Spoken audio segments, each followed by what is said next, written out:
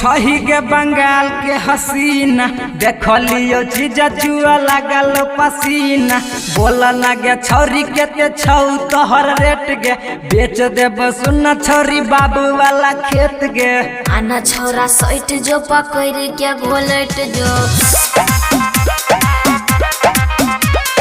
देबो आई माजा छोरा पजरा में सैट जो सुन छौरी छही के बंगाल के हसीना देख लियो जीजा जुआ लागल पसीना बोल लगे छौरी तोहर छौ के रेट गे बेच देब सुन छौरी बाबू वाला खेत गे आना छोरा सैट जो पकड़ के घोलट जो देबो आई माजा छोरा पजरा में सैट जो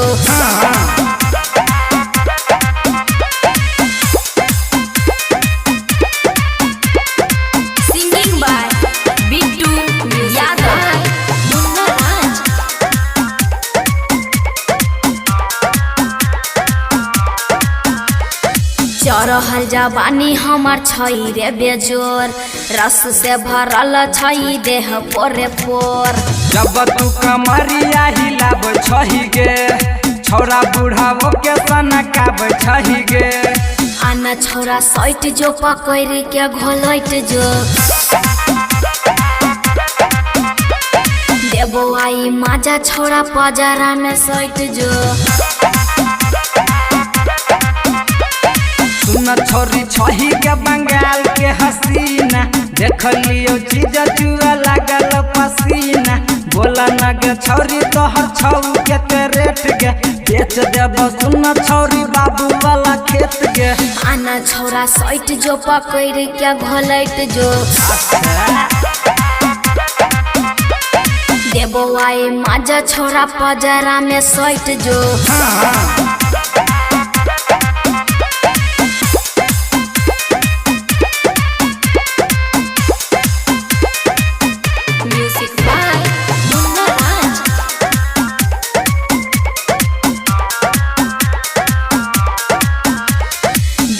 से छौरा लाला चाबै छही रे नौमरी 500 देखाबै छही रे सरवन साजन के तू छही है गे रनिया बिटू यादव बना ले तो सुना तोरा कनिया आना छोरा सैट जो पकड़ के घोलट जो देबो आई माजा छोरा पजरा में सैट जो है के छौरी के बंगाल के हसीना देख लियो जीजा जुआ लागल पसीना बोल लगे छौरी तोहर छौ के रेट गे बेच देब सुन छौरी बाबू वाला खेत गे आना छोरा सैट जो पकड़ के घोलट जो देबो आई माजा छोरा पजरा में सैट जो